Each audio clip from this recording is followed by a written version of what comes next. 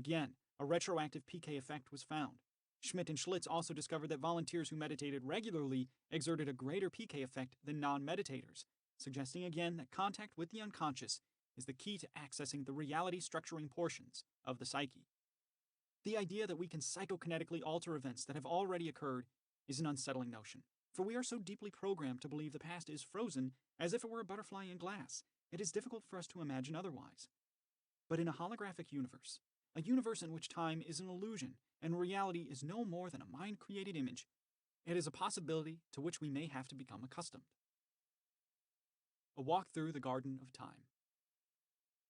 As fantastic as the previous two notions are, they are small change compared to the last category of time anomaly that merits our attention. On August 10, 1901, two Oxford professors, Anne Moberly, the principal of St. Hugh's College, Oxford, and Eleanor Jourdain, the vice principal, were walking through the garden of the Petit Trianon at Versailles when they saw a shimmering effect pass over the landscape in front of them, not unlike the special effects in a movie when it changes from one scene to another. After the shimmering passed, they noticed that the landscape had changed. Suddenly the people around them were wearing 18th century costumes and wigs and were behaving in an agitated manner. As the two women stood dumbfounded, a repulsive man with a pockmarked face approached and urged them to change their direction. They followed him past a line of trees to a garden where they heard strains of music floating through the air and saw an aristocratic lady painting a watercolor. Eventually, the vision vanished and the landscape returned to normal, but the transformation had been so dramatic that when the women looked behind them, they realized the path they had just walked down was now blocked by an old stone wall.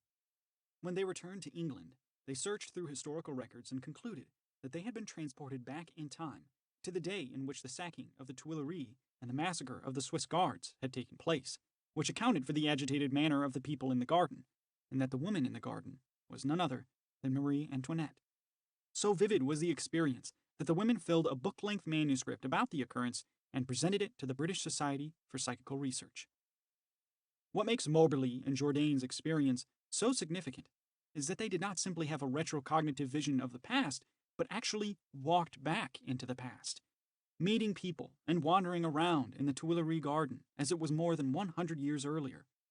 Moberly and Jourdain's experience is difficult to accept as real, but given that it provided them with no obvious benefit, and most certainly put their academic reputations at risk, one is hard-pressed to imagine what would motivate them to make up such a story. And it is not the only such occurrence at the Tuileries to be reported to the British Society for Psychical Research. In May 1955, a London solicitor and his wife also encountered several 18th century figures in the garden, and on another occasion, the staff of an embassy whose offices overlook Versailles claimed to have watched the garden revert back to an earlier period of history as well. Here in the United States, parapsychologist Gardner Murphy, a former president of both the American Psychological Association and the American Society for Psychical Research, investigated a similar case,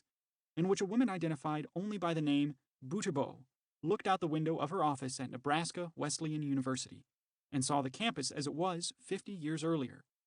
Gone were the bustling streets and the sorority houses, and in their place was an open field and a sprinkling of trees, their leaves aflutter in the breeze of a summer long since past. Is the boundary between the present and the past so flimsy that we can, under the right circumstances, stroll back into the past with the same ease that we can stroll through a garden? At present,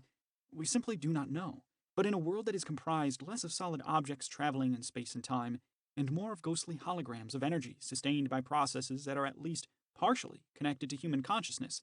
such events may not be as impossible as they appear. And if this seems disturbing, this idea that our minds and even our bodies are far less bound by the strictures of time than we have previously imagined, we should remember that the idea the Earth is round once proved equally frightening to a humanity convinced that it was flat. The evidence presented in this chapter suggests that we are still children when it comes to understanding the true nature of time, and like all children poised on the threshold of adulthood, we should put aside our fears and come to terms with the way the world really is, for in a holographic universe, a universe in which all things are just ghostly coruscations of energy, more than just our understanding of time must change. There are still other shimmerings to cross our landscape,